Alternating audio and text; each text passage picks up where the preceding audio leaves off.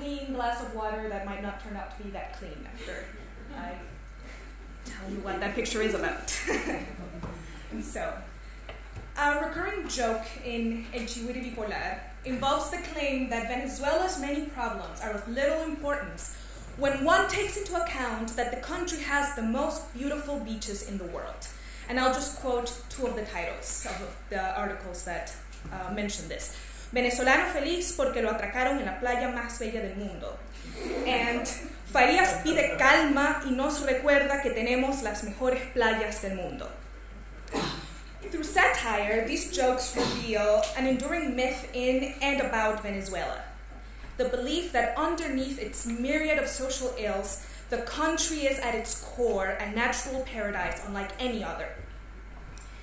The fact that the belief in an unspoiled natural paradise is an entrenched feature in Venezuelan culture is highlighted not only by the joke's recurrence in El Chihuire Bipolar, but also by how rarely studies about the representation of natural landscapes in the country's art and literature question the implications or even the existence of nature as a timeless entity existing either outside or beyond historical specificity.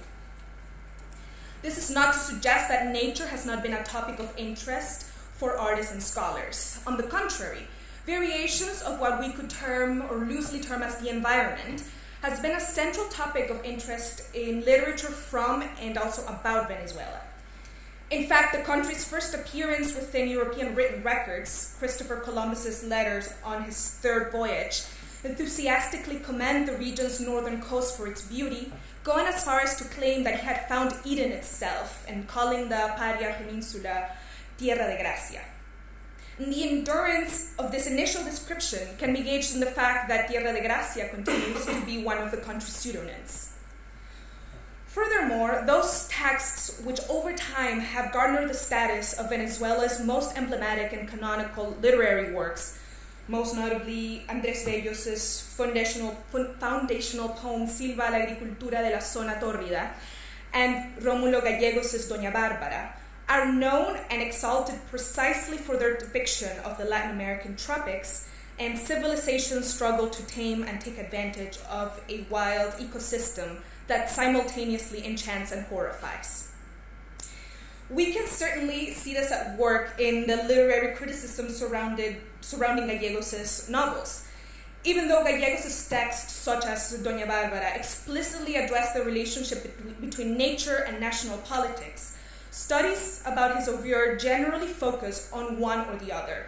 They either examine the social-political content of his work, or alternatively, they study his depiction of nature as representative of the nation's essence. Thus, as is often the case, representations of nature are examined as an aesthetic matter that does not entirely enter the realm of the political, except as symbolism. I would argue, however, that the representation of nature in Gallegos' texts, as in many other texts that are known for their depiction of nature, is constitutive of a particular way of viewing history and politics. And I will focus on Doña Bárbara simply because it's the most known text and it works as shorthand in a sense. Nature in Doña Bárbara, for instance, is dynamic, vibrant, and incomprehensible.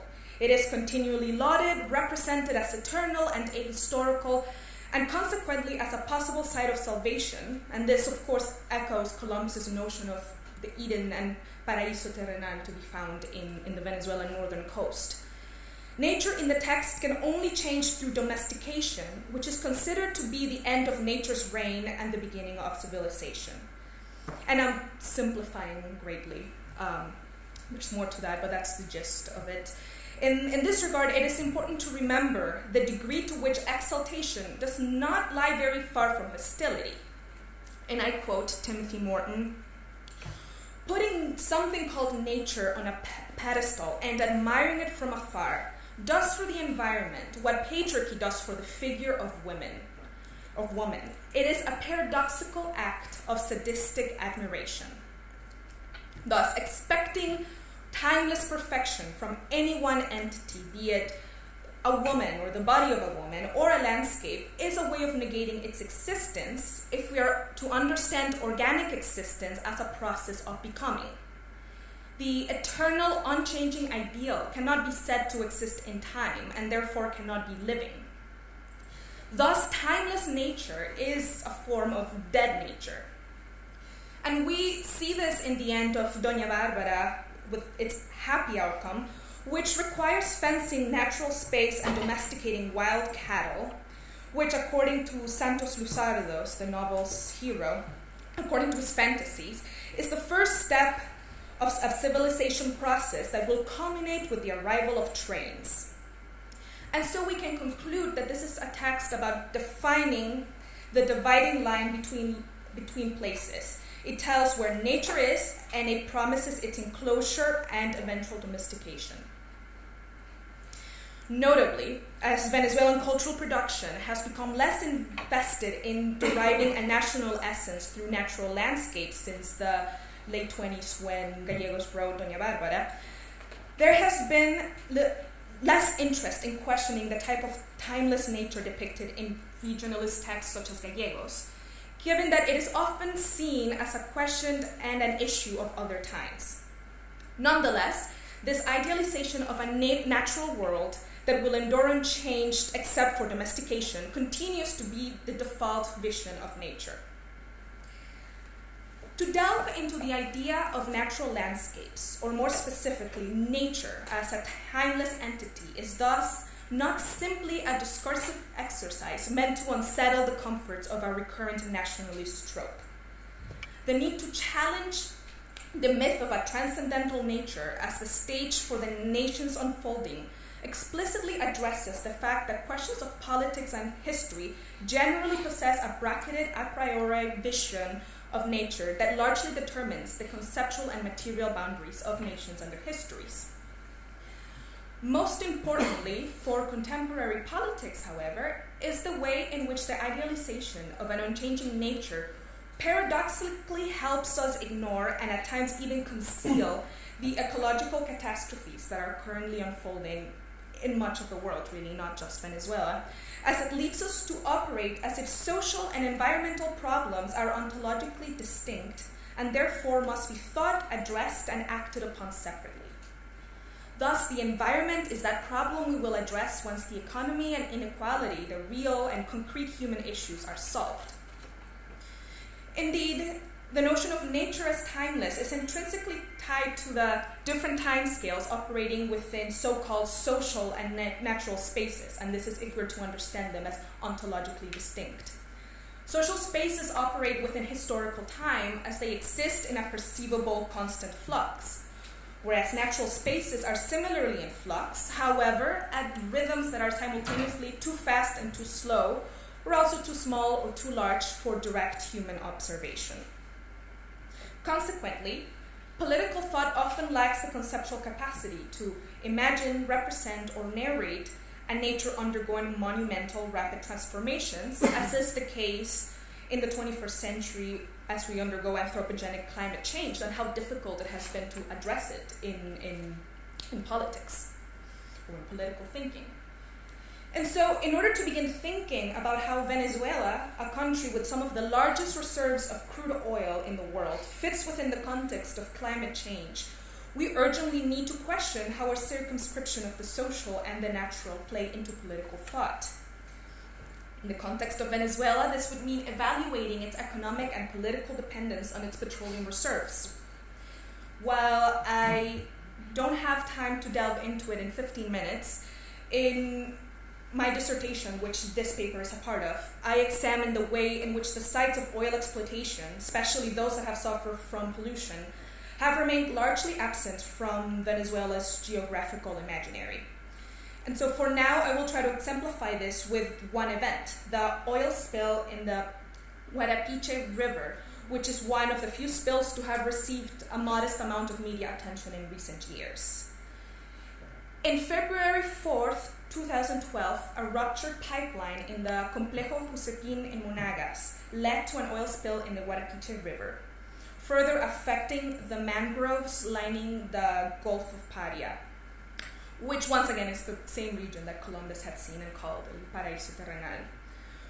Within days, the Secretary of the Environment, or Ministro del Ambiente, Alejandro Hitcher, remarked, and this is days after the oil spill, en estos momentos la situación es de total control por parte de nuestra petrolera.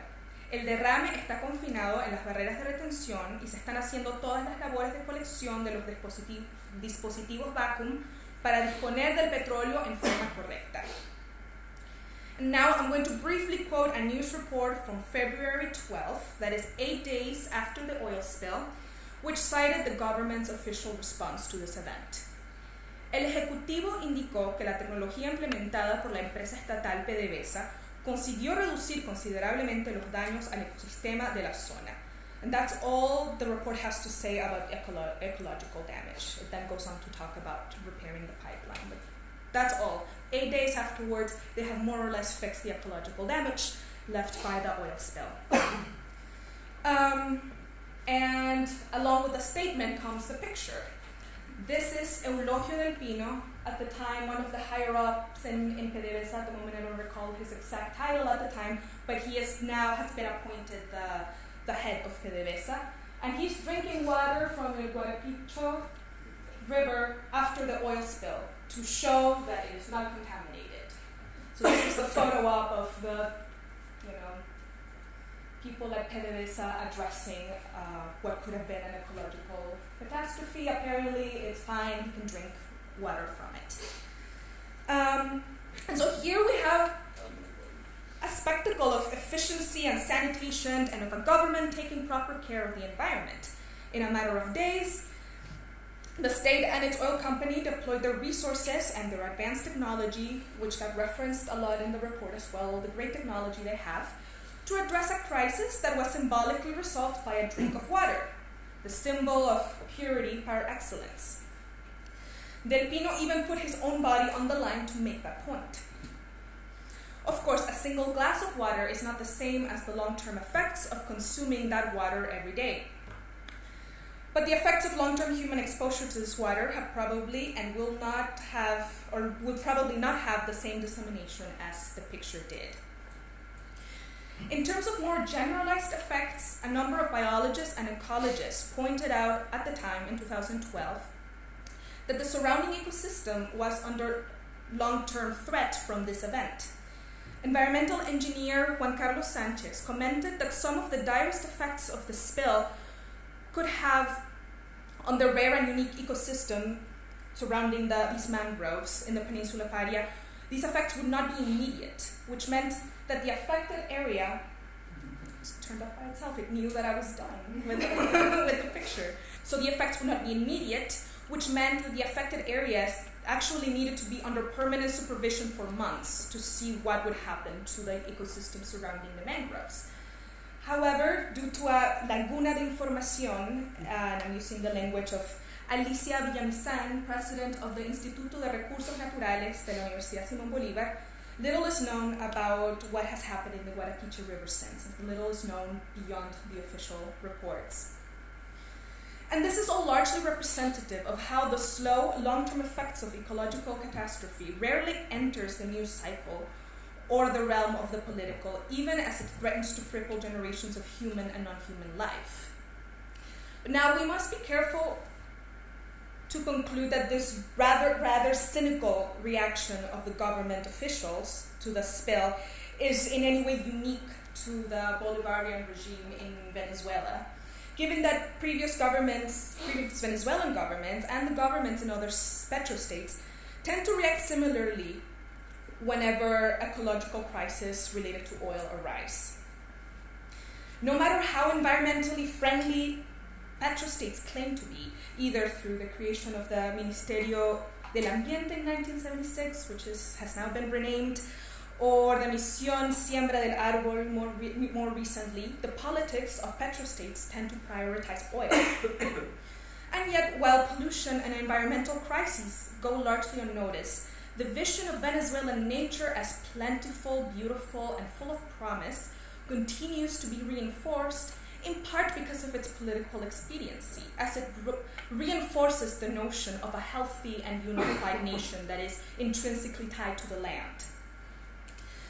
This would mean that images of beautiful, unpolluted mangroves in the Paria Peninsula at this point cannot be considered a matter of depoliticized aesthetics or unpolitic aesthetics, as the Guarapiche River and those mangroves should be considered to have a political history at this point.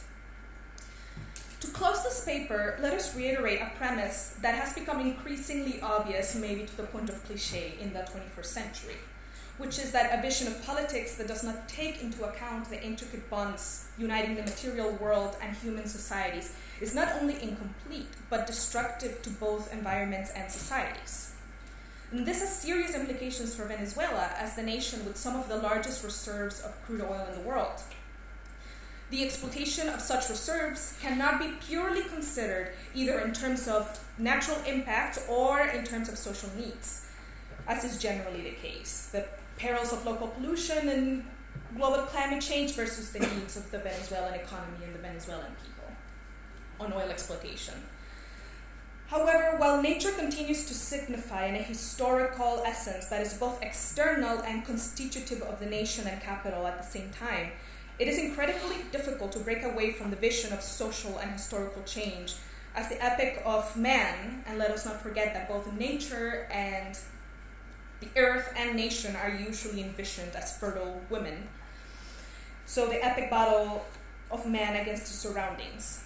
In other words, the boundaries surrounding the idea of an allegedly eternal nature in culture and political thought create particular understandings of time and history that place human subjectivity not only at the center of historical change, but also as the agent and the object of such changes. The rest is just an aesthetically pleasing background that doesn't ever seem to be affected by oil spills or other forms of human activity. And that is all.